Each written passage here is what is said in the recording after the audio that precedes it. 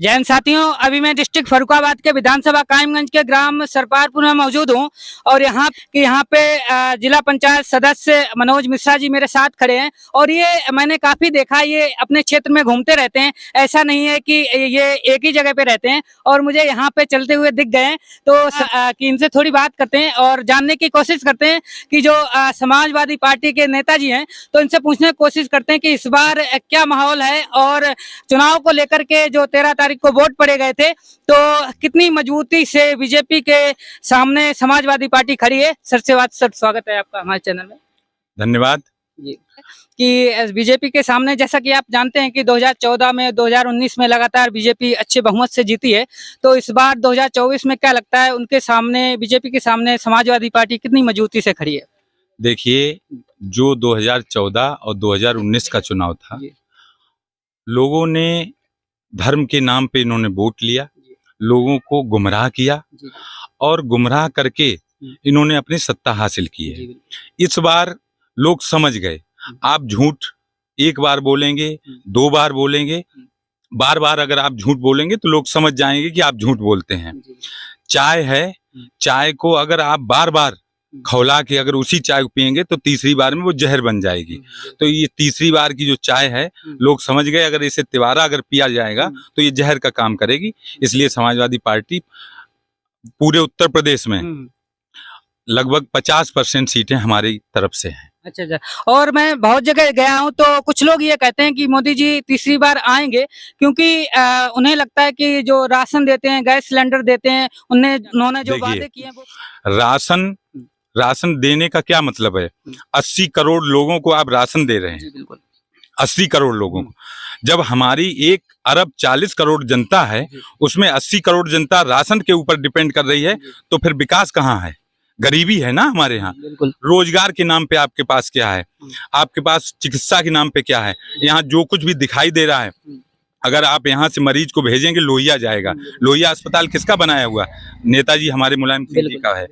आप यहाँ से एम्बुलेंस और 100 नंबर पुलिस जो आती है वो किसकी व्यवस्था है? अखिलेश यादव की व्यवस्था है।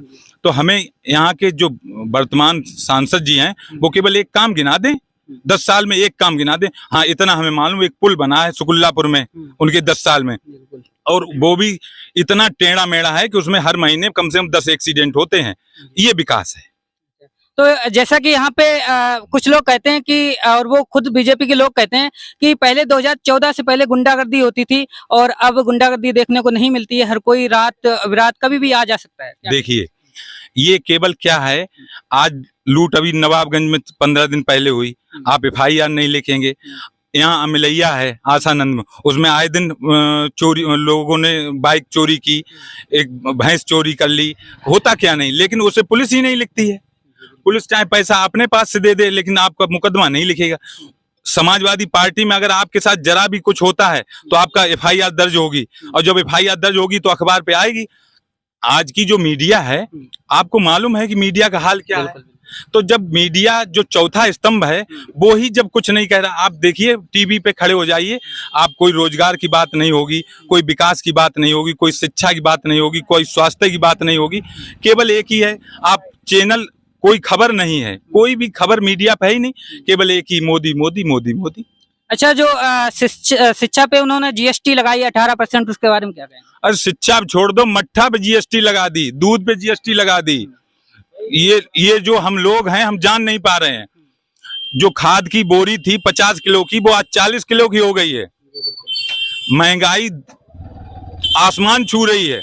जो लोग, जो पहले हमारी जो माननीय सांसद हैं अमेठी से, मंत्री जी हैं, वो जो गले में प्याज और लहसुन डाल के घूमती थी, वो कहती थी वो सैया कमावत बहुत है, महंगाई डाइन खाए जातवा, जी कहती थी ना। आज उनसे पूछिए, गैस सिलेंडर 400 का था, आज 1200 कर दिया। चुनाव आया, आपने 200 रुपए कम कर दिया। क्या आपने बोझ हल्का किया? वो ये कहते हैं, बीजेपी के लोग ये कहते हैं कि तो थोड़ी बहुत महंगाई तो आएगी। सर क्या कहेंगे? महंगाई की एक लिमिट होती है। आप ये बताइए, महंगाई अगर है तो रोजगार कहाँ है? आप इस गांव में देख लीजिए, जो हमारे पहले बच्चे नौकरी लगती थी, फौज में, आर्मी में भर्ती जाते थे, कम से कम उन्हें मालूम था कि हमारा भविष्य है। आज अग्निवीर की 4 साल की नौकरी रह गई है। आप बताइए 4 साल में लड़का घर आके बैठ जाएगा, उसकी शादी करने वाला वो बाप क्या करेगा, वो आगे कैसे अपना परिवार पालेगा। वो कहते हैं दूसरे को मौका देंगे, अगर 4 साल होगी फिर दूसरे को मौका मिलेगा। लेकिन अगर पहले क्या था कि अगर किसी को मौका मिलता था वो वही करता था, दूसरे को मौका नहीं मिलता था। अरे मौका क्या मिलता है। आप इसी तरह तो पुलिस वालों की भी भर्ती ऐसी 3 साल कर दे, उसे क्यों नहीं करते। देखिए ये केवल एक जुमलेबाजी, सूट बूट और लूट की सरकार है। और आने वाला जो आपका 4 जून को है, आप देखना परिणाम बदलेंगे। और हमारा जो प्रत्याशी जनपद फर्रुखाबाद से डॉक्टर नवल किशोर साग, एक पढ़ा लिखा और एक होनेस्ट बंदा है, जिसने अब यहाँ का जो कैंसर, सामाजिक कैंसर है, उसे भी दूर करेगा। और ये पार्टी हमारी इस बार चुनाव जीत रही है। अच्छा, तो आपका कहने का मतलब है डॉक्टर नवल किशोर जो प्रत्याशी हैं तो समाजवादी पार्टी की तरफ से, तो उनकी अपेक्षा माननीय वर्तमान में मुकेश राजपूत जी हैं, तो वो उनकी अपेक्षा काम उन्होंने किया है नहीं किया? नहीं, उन्होंने काम ही क्या किया। यहाँ आए थे उगरपुर में और लोगों ने अपनी समस्या रख दी, तो उन्होंने कहा वोट देना हो दे दो, नहीं तो मत देना। बताइए, इतना जिसे अहंकार हो, गुरूर हो, उसके सामने उसे कौन वोट देगा? कोई देगा वोट? आप यहाँ गांव के लोग खड़े हैं, आप पूछिए 10 साल में वो कभी आते हैं? मैं दूसरी बार जिला पंचायत सदस्य हूँ, मेरा घर पे बटाईदार जिला पंचायत सदस्य है, बटाईदार है ना, आपको मालूम होना चाहिए। और 10,000 वोट उसे मिले। लेकिन जनता से आप पूछ लीजिए, यहाँ के सुख और दुख में 24 घंटे खड़े होने का काम करता हूँ। मेरे साथ अगर कोई नहीं था, ड्राइवर, मैं अकेला आया, अभी एक पंचायत में गया था। समस्या को समाधान नेता को टाइम देना पड़ता है। आजकल के नेता जनप्रतिनिधि जो हैं, वो मोदी और योगी के नाम पे वोट मांगते हैं। जनता जान चुकी है कि मोदी और योगी का नाम केवल छलावा है। आदमी का काम यहाँ के सांसद से पड़ेगा, यहाँ के विधायक से पड़ेगा, यहाँ की जिला पंचायत से पड़ेगा। अगर उनसे ये कह दें लोगों से कि जाइए आप वहां चले जाइए, तो लोग हमें वोट देंगे या उसे देंगे? कहाँ समस्या का समाधान कहाँ है?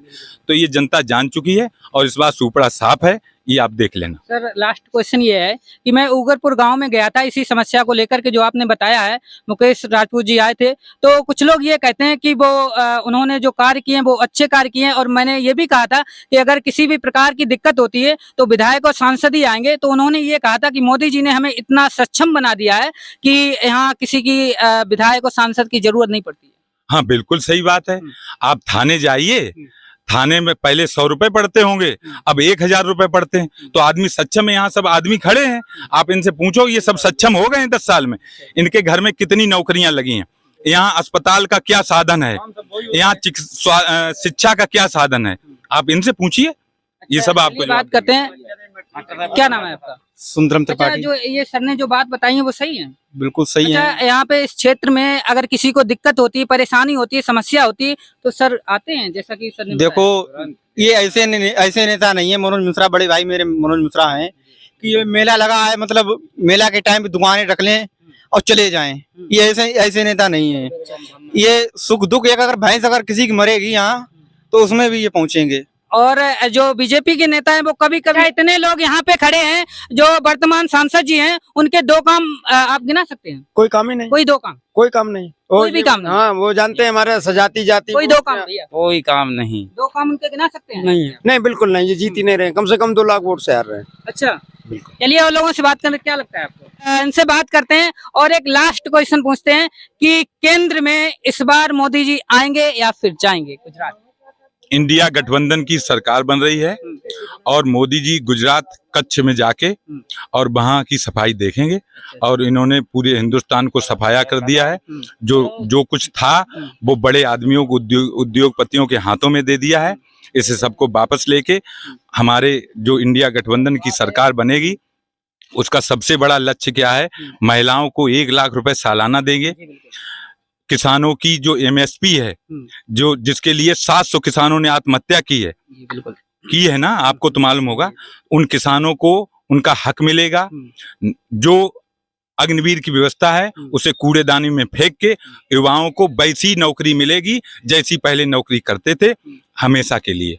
ये सब व्यवस्था। चलिए, इनसे बात करके मुझे अच्छा लगा है। और सर मुझे अचानक में यहाँ पे मिल गए हैं। ये मिल इसलिए गए हैं क्योंकि ये लगातार अपने क्षेत्र में घूमते रहते हैं। बीजेपी नेताओं की तरह एक जगह पे बैठकर जो राजनीति है करने वालों में से नहीं है। और ये हमें हमेशा कहीं शमशाबाद, कहीं फर्रुखाबाद, कहीं गांव में हमेशा मिलते रहते हैं, तो मैंने सोचा कि इनसे मुलाकात की जाए और बीजेपी के सामने समाजवादी पार्टी कितनी मजबूत है। तो सर ने बताया जैसा कि अग्निवीर जो योजना है उसे हटा दिया जाएगा और महिलाओं को 8,500 रुपए दिए जाएंगे। और इस प्रकार मुझे लगता है इस बार उत्तर प्रदेश में नहीं बल्कि पूरे देश में समाजवादी पार्टी और कांग्रेस का ही दबदबा रहेगा और मुझे लगता है वही फिर से आने वाली है। और ये तो जो मुख्य रिजल्ट है वो आने के बाद पता लगेगा। फिर मिलते हैं आपको नेक्स्ट वीडियो में, तब तक के लिए जय हिंद, जय भारत।